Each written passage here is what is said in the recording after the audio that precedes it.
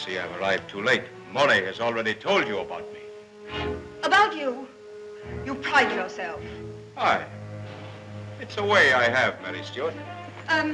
Who are you? You heard my pipers. You don't remember my clan? Which clan? When you hear those pipes, you'll know the Bothwells are about. So you are the Earl of Bothwell. At your Majesty's service. Fredric March's legacy is second to none. He leaves us with a series of flawless, immaculate performances in every film he's ever made. Bernard could get the best marks in school, you understand, but when he gets out in the business world, you're going to be 5 times ahead of him. That's why I thank heaven you're both built like Adonises.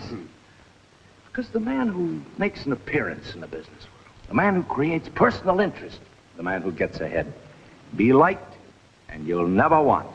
Fredric March really defies any kind of categorization.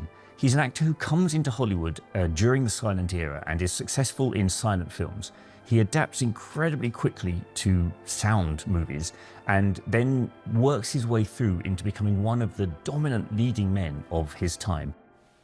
I think that does it, gentlemen. Mr. President. Oh, Chris. It strikes me you're taking all the necessary steps, save one. The simplest, the most I important. hope you're quite correct in your assumption that we're all panicky idiots. But if you're incorrect in that judgment, we're in for a week of unadulterated nightmare. It's those actors who just get respect from others because they just do their craft so well. They don't bring this whole kind of celebrity to it. And that might be why he's not as known as his peers, that he didn't embrace the celebrity aspect of stardom. He embraced the craft and the character, and that's what drove him. Anna, you're not going back to him. I felt that just this once I had to see you. I had to come, Alexei. You're not going back to him. What shall I do? You're going away with me. Yes. Yes, Alexei. Don't leave me ever again. Oh, Anna.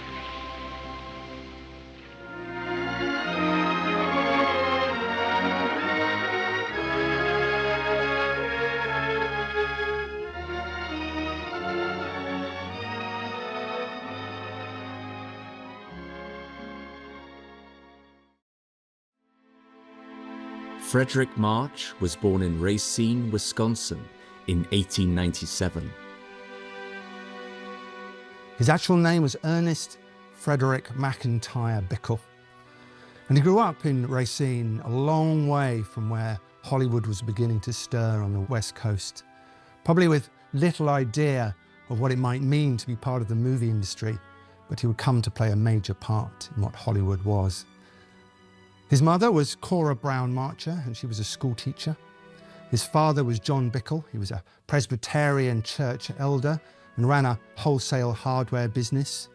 Upright, good, honest folk. And their son showed the beginnings of a talent while at school, while at Racine High School. He was very good at oratory. He was part of the debating society. And a great voice was sort of being born without maybe him knowing it yet. He had a very straightforward life. He was aiming to be a banker. He learned how to do public speaking when he was at school and did very well in oratory competitions. But it was only really towards the university years that he started to get a taste for drama. So he, at university, joined the Drama Society, and that started to make him think about acting. He finished university, he joined the artillery in the First World War as a young officer, came back and went into banking, as was planned, in New York. But he had a ruptured appendix and spent a large amount of time in his bed with his landlady, who was a former actress, regaling him with stories of the stage and her time as an actor. And this made him think this is really what he wanted to do. He was attending the American Academy of Dramatic Art to learn his craft. And it was while there that he met a man called John Cromwell. John Cromwell was an actor and a director, and he rather took to this young man and basically eventually put him into his touring company, which was a stock company, but it gave him the opportunity to actually be in plays It was while they were touring the play The Royal Family of Broadway, which was very closely based on the Barrymore clan, that John Barrymore actually saw him in Los Angeles and went backstage to congratulate him on his portrayal of himself. Amazingly enough, because Ethel Barrymore had hated the play because she thought it was disrespectful to the Barrymores. But not only that, Paramount came a-calling and gave him a contract simply as a result of him being in that play. March would earn an Academy Award nomination for Best Actor for the film adaptation of The Royal Family of Broadway, released in 1930. He would then win the award the following year for the dual roles of Dr. Jekyll and Mr. Hyde. What is it, Poole? Begging your pardon for the intrusion, sir, but did you sleep last night, sir? Don't worry about me. Yes, sir, but you had only a cup of tea for breakfast, sir, for 3 days. Your health. Now, Poole, you didn't come here to inquire after my health, did you? One of General Carew's servants brought this, sir.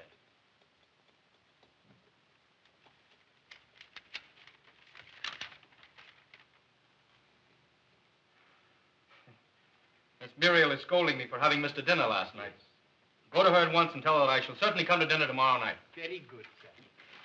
What's remarkable, I think, about Fredric March is if you look across certainly his early career, you see that he's almost the defining literary form. He's the guy that played all these kind of great characters in these literary adaptations and sort of set the seal. He was the one you would compare it to. And when it came to Dr. Jekyll and Mr. Hyde, for many, he's still the top of the tree in terms of performances. You know, Ruben Mamoulian's adaptation of Stevenson's great novel is arguably still the best version, mainly because of Fredric March. It's an astonishing performance. I think what he understood straight away was that you're playing two parts, but they're interconnected. They are two parts of the same soul, and that's important. But you must create a kind of different form of performance for Hyde and Jekyll. And he really goes for Jekyll. It's like an unleashing of what was in Fredric March, all those kind of formal roles he played. Suddenly he could play in a horror movie and play darkness. And the idea within the film really is that Hyde is primal. He almost looks like a caveman in the way they do the makeup.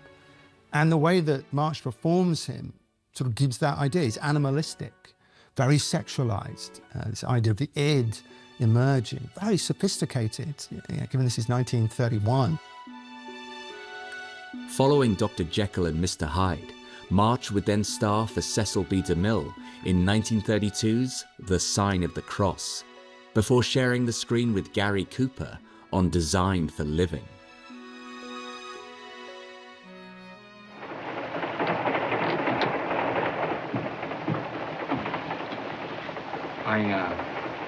I wouldn't consider her one of your greatest admirers. Are you a painter, too? Oh, no, not me. I'm a playwright. I write unproduced plays, and very good of that kind. Designed for Living is Ernst Lubitsch's wonderful film of Noel Coward's play about a young woman who comes between two best friends and can't decide which one she prefers. They end up living in a kind of ménage à trois. This is quite a scandalous thought and quite a scandalous play for the time, and certainly it changed immensely during the course of turning it into a film. Ben Hecht took Noel Coward's play and completely reworked it, changing pretty well all the lines apart from maybe one or two. This works actually rather well for its new context, which of course is in America, and well, it was a completely different sort of context. So although the theme and the process of the play, the plot is exactly the same, the context is different. The dialogue, of course, is what actually makes this film really, really funny. It's amazing how a few insults can bring people together in 3 hours. It was certainly good to hear all the names you called me. I haven't heard them since I left father and mother. In 1934, Fredric March took on the role of poet Robert Browning in The Barretts of Wimpole Street.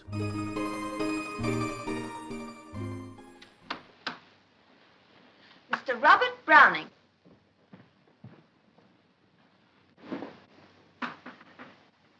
Miss Barrett. The Barretts of Wimpole Street stars Fredric March, Charles Laughton, and Norma Shearer.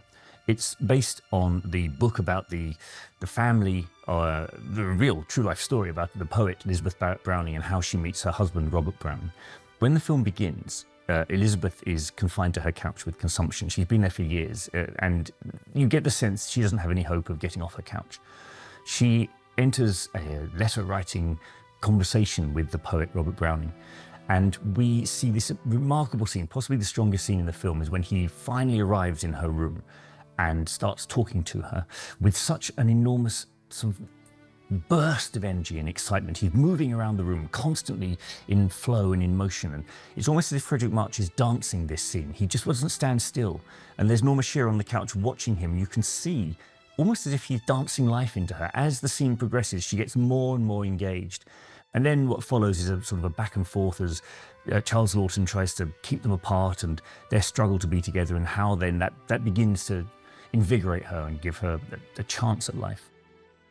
Fredric March plays Robert Browning as a very self-deprecating, very diffident, but very charming man. So there's a wonderful line where he's explaining one of his poems to Elizabeth, and he says, well, when that line was written, only God and Robert Browning understood what it meant, and now it's only God. And so it's always undercutting his ability and his skill. But then he has these wonderful poems that he doesn't declaim, he doesn't take up the romantic, Byronic poet. He plays him in a very contemporary, modern style. And there's something very engaging and very timeless about his portrayal, I think, of the poet in love. It's a very strong performance.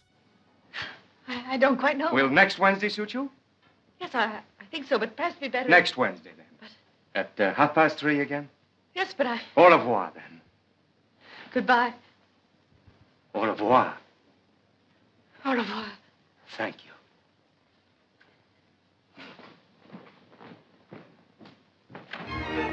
In 1935, Fredric March starred as Count Vronsky in Anna Karenina.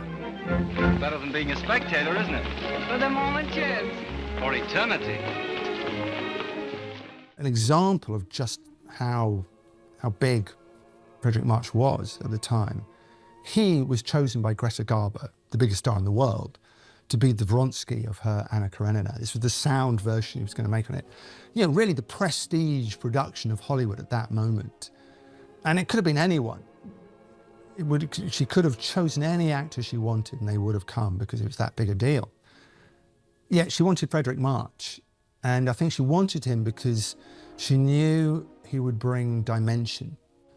He would study Tolstoy, and he was a great reader of text, Fredric March, diligent in his homework. So you present him, playing Vronsky. He would study Moscow society. He would look at the background. He would try and understand the realities of it. This is really the beginning of a method, way of approaching material. They wouldn't have called it that at the time, but his way of thinking and analysing a role was that. This film, he thought that the silent movie was the best possible version of the story, Anna Karenina. He didn't think that it needed to be remade. And if it was going to be remade, he didn't think that he should be in it. There must be better people, surely. But so eventually Greta Garbo persuades him, which I think is a wonderful thing, that Greta Garbo has to persuade Fredric March to take the role of Count Vronsky. And he opens the film as this dashing Russian officer with this scene. He's great at these establishing scenes. Fredric March. He's very good at establishing the character very, very quickly. So the first time we see him, he's drinking with other officers, and they're all sort of carousing and singing, and they're very heroic and manly, and then they enter this drinking competition, and Fredric March sees them all off by drinking heavily and outdoing them all. And he turns and he sees Greta Garbo emerging from the smoke of a train on the platform, and you can see this almost angelic figure emerging from this lit smoke, and watch him fall in love with her. The way that his face conveys, incredibly subtle, how he's fallen in love with her. Compared to the silent movie, it's such an emotional contemporary role. He's not by any means a method actor. This is way before method acting, but he really feels things on screen. You can see him, you can watch him fall in love. Along with Anna Karenina, 1935 would also see Fredric March taking on another literary classic in Les Misérables. I didn't mean to steal, sir. What was I to do? There's my sister and her family, and I'm their sole support. There was no work, no bread. No food. I can starve, but you can't let babies starve. You can't hear a baby cry for food and do nothing. With all that, we've nothing to do. The law is explicit. The sentence is 10 years in the galleys.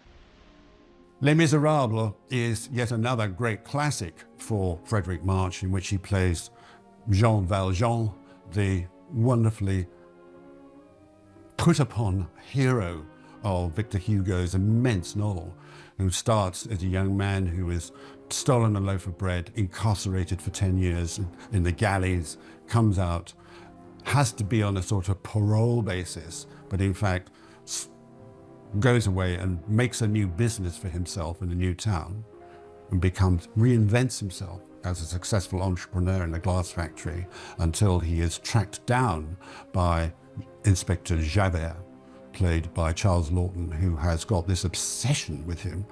And it's one of those films that you can just sort of sink into. It is a wonderful epic of historical tragedy. Again, this shows, in one film, this shows the immense versatility of Fredric March.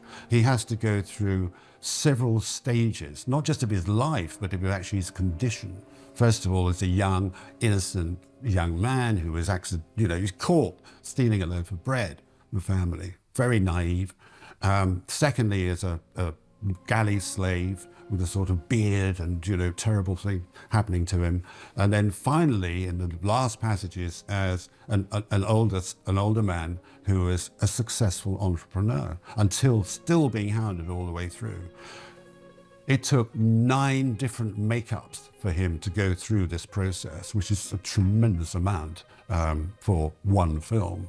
And he responds beautifully because although each section of his life in this film, he appears to be quite different, a different age, whatever, you can tell that inside him, it's the same man.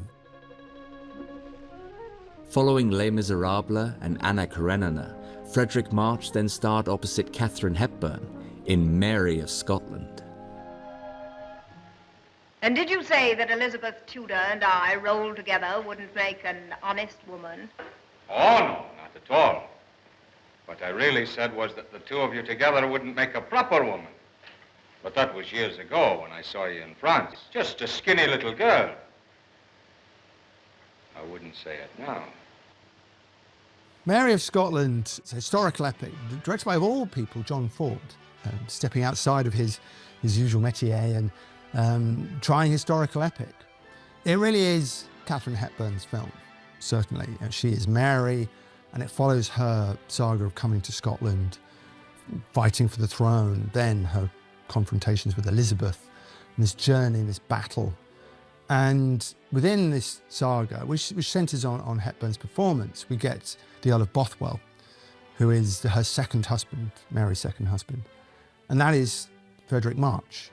And he's there, I think, in a little bit of an echo of the performances he gave in his early Paramount days, as a kind of support for the great female lead, that he's a great counterpoint. It's maybe not one of his more famous films. It's a famous film for itself, but sort of showed you that he was so interested in variety and different elements of what performance can be. He's not one genre that can be tied to Fredric March. It just seems to be in all different things: horror, comedy, romance, now period drama. After Mary of Scotland, Fredric March worked with director Mervyn LeRoy on Anthony Adverse, before appearing in the frequently remade film A Star is Born. Acme Trucking Company. I'd like to speak to Mr. Smith, please. Mr. Smith is not... Oh, Norman. What's all this between you and Smith? I've got a part. It's only one line, but it's in the picture. It's ambition that made you break that date with me last night. Well, I had to be here so early this morning, and... So did I. I had to stay up all night to make it. You've started your picture, haven't you? No, we're still in the testing stage. You can't seem to get the right girl for the lead. Gee. This is the first version of A Star is Born, with Fredric March creating and defining the role of the alcoholic, faded star who falls for a young ingenue and then really collapses as her star rises. It's a story that Hollywood has visited a number of times since, but this is the original, and it's the way that March creates this character and takes him through the film, places so much effort and strain on his character. This is a film about March, not about the girl he falls for. Janet Gaynor is strong as the ingenue, but he is the centre. It's really about his decline rather than her rise. And we watch him sink into alcoholism. It's the story of a man's despair as much as a woman's success. Much more, in fact, of a man's despair, the way March plays it. We focus on him emotionally because he doesn't give us anything to dislike. There's nothing about him that rebels against his wife's success. He's rebelling against the studio system that leached off him and then abandoned him. So his anger and his despair at these empty afternoons with nothing to do but drink is really focused at Hollywood, not at the marriage falling apart, which is why the tragedy of the ending is so much more powerful, because the couple still have such love for each other. Wait till you hear them at the end of the picture.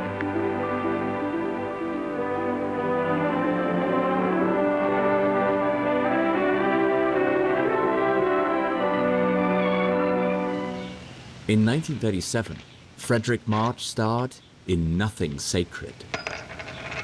Oh, wow.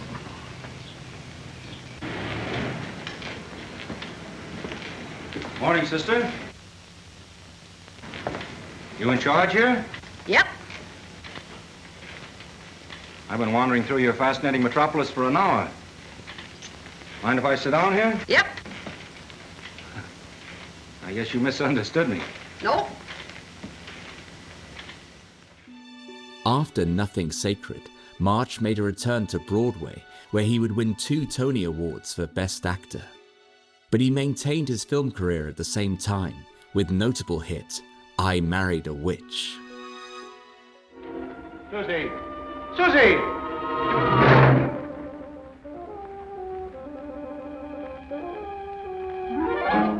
Susie? Susie, where are you? Hello, darling. I thought you'd never get rid of that girl. What are you doing here? Waiting for you. What, the hospital? I didn't like it there. How did you get here? You wouldn't believe me if I told you. I Married a Witch is essentially Fredric March as a series of characters who are constantly tormented by a variety of women across the ages as a result of his ancestor burning to death a witch, played by Veronica Lake. It's quite a dark premise for a romantic comedy, but somehow they managed to make it play. So Veronica Lake, when she was burned back in the Salem witch trials, escapes into a tree as a wisp of smoke. And then in 1942, they chop the tree down, and she and her father escape from the tree. They have cursed Woolley, the man who led the burning, and all his descendants, so that they will always marry shrewish, angry women who hate them and make their lives a misery. And we briefly see Fredric March playing a variety of figures across the course of history. So he plays someone who looks like George Washington, someone who looks like Abraham Lincoln, all of them essentially being henpecked, attacked and abused by their wives. So this very brief kind of piece of Fredric March character playing. This is the thing, he's at this point, he is the romantic lead in a variety of Hollywood films, but he's also a great character actor, and that's a very unusual, duality in an actor. He's able to play character comedy really strongly. In this film, he quite frequently does when he's dipping into his ancestors. After I Married a Witch, March starred as Mark Twain, before appearing in the highest-grossing film of 1946, The Best Years of Our Lives. Best Years of Our Lives, directed by William Wyler, is one of the greatest films ever made about the effect of war on the human spirit. 3 servicemen return to their hometown, having spent time in the war, and have been terribly affected by it, but all in different ways. And Fredric March plays a man who was, in civilian life, a respected banker, and in army life was in fact a sergeant. He comes back with Dana Andrews and exhibits exactly that kind of thing. He cannot readjust. He cannot reconnect with his family. He's done too much that is a shame to him.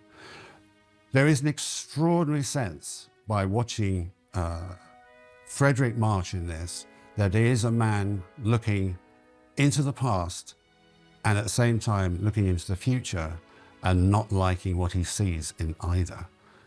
He doesn't even have to say anything. You can just tell through his eyes from the minute they get on the plane to return, to be brought back to their homes in America. You can see as a man who's going to be haunted for the rest of his life. It's an extraordinary film, and it has extraordinary performances from everybody in it. Following the best years of our lives, March returned to his frequent habit of playing historical characters with Christopher Columbus. He then took on the film adaptation of Arthur Miller's famous play, Death of a Salesman. People don't seem to take to me. Oh, don't be foolish. I know the reason for it. They just pass me by. I'm not noticed. Why, you're doing very well. You're making between $70 to $100 a week. You have to be at it 10, 12 hours a day. Other men, I don't know, they do it easier. Man should come in with a few words. One thing about Charlie, he's a man of few words, and they respect him. I talk too much. You're just lively. Well, I figure life is short. Couple of jokes. I joke too much. You don't. I don't know what's the matter with me. Death of a Salesman sees Fredric March playing Willie Loman.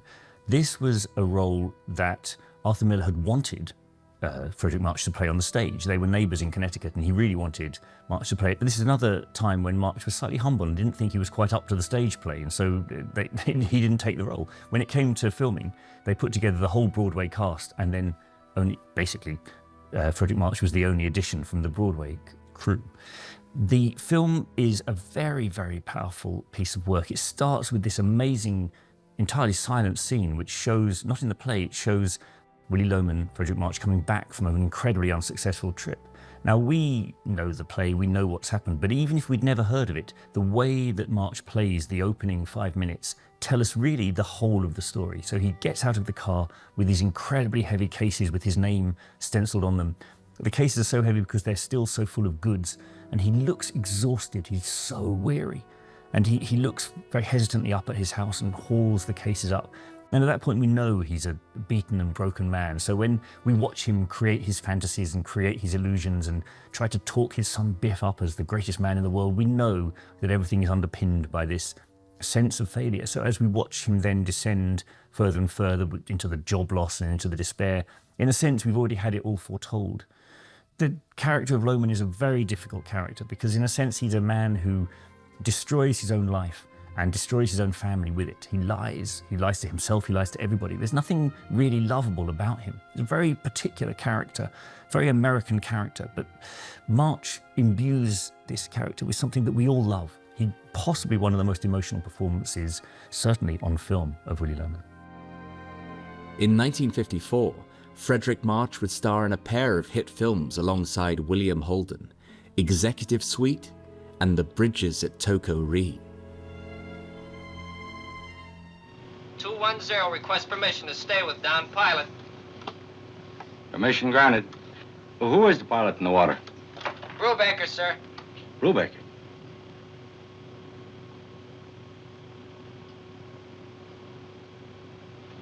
Just an hour ago, dispatch came in. His wife and 2 kids are waiting for him in Tokyo. He doesn't even know it yet.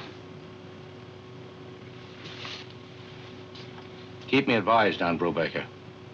Aye, aye, sir. The Bridges at Toko-Ri is one of those rare examples of a film about the war in Korea. It is an extraordinary epic, actually, and it stars William Holden along with Fredric March. William Holden is a Navy pilot who was retired, basically. He's left the war, but he's brought back to engage in the Korean War, rather reluctantly. And his rear admiral, who runs the aircraft carrier, is played by Fredric March. March is a veteran. He's a grizzled veteran. He's a man who knows that this is, war is war and you have to go through it, but he can see also that the dilemmas, the psychological dilemmas that his men are facing. and in particular, William Holden. So there's this tension, which is Holden unhappy, but also the best that Fredric March has got. March, the character, has lost his son, also a pilot, and he feels every death of every pilot on his ship incredibly personally, but in particular, those men who remind him of his son. And William Holden reminds him most of all of his son.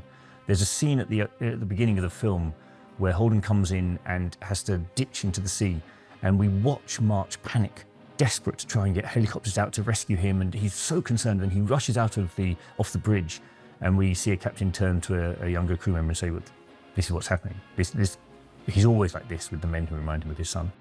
Initially, March's character was not considered to be a major character. He was a supporting role, but the audience responded so powerfully to him that they rejigged a lot of the edits to bring March up and give him more screen time, because he was something that audiences instantly identified with.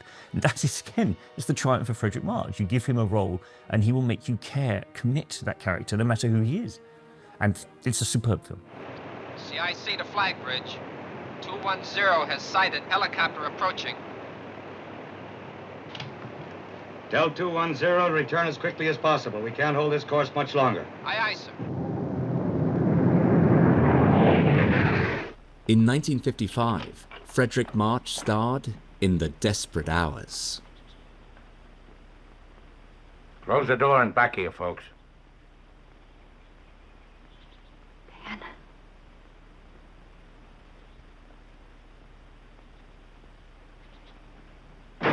Being real sensible, mister. What do you... Ellie, I'm all right, Dan. where's Ralphie? Not home yet. Stop pointing that gun at her. Glenn, you left the garage door open. Shut it. The house is crawling with them. Desperate Hours is a later film for Fredric March, but undoubtedly another classic. Such a breadth. You know, you look across the comedies and the dramas, horror movies, and Jekyll and Mr. Hyde. And now we get to his great film noir. It really is one of the perfect examples of it. It's William Wyler, who really knew how to work with Fredric March. And it's the story of 3 escaped convicts led by Humphrey Bogart, who take a family hostage in a house while they wait for the gangster's mole to make contact. She's gone for the money. And Bogart is the lead heavy. And the idea is that the girl doesn't ring at the appointed hour. So he was becoming desperate. Why isn't she ringing? Why can't we make our getaway? And he's held this family hostage, but things are getting more and more tense. It's claustrophobic. It's confined to this house. And the center of the film is the confrontation between Bogart's heavy and the father of the family.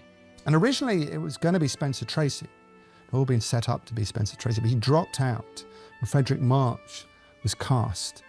And there's no turning back from that moment. Fredric March is just fantastic. This battle between the 2 kinds of force within the film, Bogart's kind of darkness, and this stoic, upstanding man, also desperate. The desperate applies to both characters, but determined to keep his family alive. And it's a kind of negotiation that goes on between them. And an attempt, certainly from March's point of view, to access his opposite's humanity, to keep him from turning on them. And just a tremendous example of what noir can do. Confine a film to a house and sort of put you in the midst of this kind of heated tension. It's marvelous stuff. You're not taking anyone along. Say, that's not a bad idea. I never thought of that. You thought of it. All the way. I'll tell you what, Pop. You give us a fair shake, we'll give you a fair shake. As soon as the dough gets here, we'll take you with us. Just you. Nothing happens, we ain't followed, you get out and walk home. That's a deal, Griffin. Sure, Pop. Deal's a deal. In the meantime, don't get ulcers. In 1960, Fredric March starred in Inherit the Wind. It has been called to my attention that the temperature in this courtroom is now 97 degrees Fahrenheit. And it may get hotter.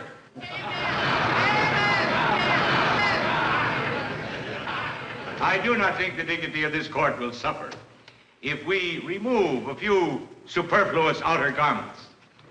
Does the defense have any objection to Colonel Brady's motion? Well, I don't know if the dignity of this court can be upheld with these galluses I've got on. Inherit the Wind is a dramatisation of the Scopes trial where a teacher was taken to court for teaching Darwin. And the character that Fredric March plays is a very thinly disguised version of the lawyer, the barrister, who's representing the aggrieved church-going parents, the town, who really want to prosecute this young teacher. Now, this is testament to March's ability that he's playing a character who is quite a bombastic, overblown, almost cartoonish character, which is true because it's an accurate portrayal of this very, very pompous lawyer who took the case on at the time. He does a slightly impressionistic version of the actual lawyer himself. And so therefore, it's March's talent that allows him to do this as a convincing, real performance as opposed to a cartoonish role. He's playing someone who we eventually believe in because Spencer Tracy, his opposite number, the other lawyer, one championing Darwin, puts March on the stand. And a large part of the film is a battle back and forth between the two of them over ideas about what is God, what is religion, what is right, what is truth. And they are both so powerful in this and so convincing that in a way, whatever your beliefs one way or the other at the beginning of the film, both of them triumph. And that's March's ability. He takes a role that's really set up to be buffoonish and he plays it with heart and he wins us over. March would follow up Inherit the Wind by working with Italian director Vittorio De Sica on The Condemned of Altona and with John Frankenheimer on 7 Days in May. How are you, Colonel Casey? President? Please sit down. Thank you, sir. Ever been up here before, Colonel? No, sir. It's a big room. Too big for living and too small for conventions. You want a drink, Colonel? Yes, sir. Scotch, please. Fine, I'll keep you company. Thank you. How about you, Paul? No, thanks. And now, Colonel, that matter of national security.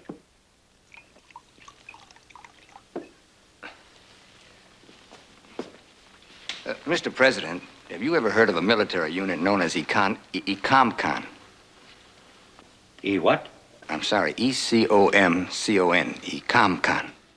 7 Days in May is an extraordinary paranoia thriller, the second of John Frankenheimer's triple bill of paranoia thrillers. It is set in 1970, which is a few years ahead of the time it was made, and it posits the idea that the President of the United States signed a nuclear disarmament pact with the Soviet Union against the wishes of the American public, who are still in the grip of anti-communist furore. The president's polls are showing him declining very badly, so this is not a good move, and yet in his heart he knows it is the right thing to do. It's about a man of principle and high moral probity who sees that the only way forward is to deal with any sort of conflict democratically rather than through any kind of warfare. And this, of course, runs counter to the generals on his staff, led by Burt Lancaster, who attempt to mount a coup. 7 Days in May, it's just a fantastic political thriller that just seems to grow more relevant with the years. Directed by the great John Frankenheimer, who made films with a kind of iron grip, you know. He made serious films about serious concerns. And to think that Fredric March has travelled from Ernst Lubitsch and George Cukor to John Frankenheimer just shows you what a career he had. To get extraordinary variety and variation of filmmaker, yet to be perfectly well cast in 7 Days in May. I think he would have been very sensitive to the material. Again, he was a very politically minded man, had a great sense of what democracy was, and what he felt democracy was. So I think would have been very drawn to this idea of the threat to democracy. And about, it's been a constant theme in his work, has been about the nature of power and what is it to be strong and what does it mean to lead a country. and to play a president who isn't powerful is an interesting contradiction that he really goes for. But he has his scene. There is a final confrontation with Lancaster when they corner him, and March gets it. He gets his moment, and he delivers the great paean to democracy and why, what he was doing was wrong. You can see Lancaster sort of cowed by this guy who emerges and what his beliefs are. I don't think many other actors could have done that scene as well as Fredric March. Certain facts have come to my attention lately. I won't waste time by detailing them all now. I'll simply say that I want your resignation tonight. And those of Generals Hardesty, Riley, and Diefenbach as well. At the very end of his career, Fredric March worked once again with John Frankenheimer on The Iceman Cometh, and even ventured into the Western genre for the first time with Hombre. You wanted to go someplace, keep going. I see you're driving me out, is that it? Looks like it. What am I permitted to take with me, if anything? Your life? How's that? Not overly generous. They're probably out there waiting for one of us to show himself. You might make it. If I don't, it's the same as murder. If you get there, look me up. We'll drink on your luck. If you get there. Goodbye, my friends. Take care of yourselves.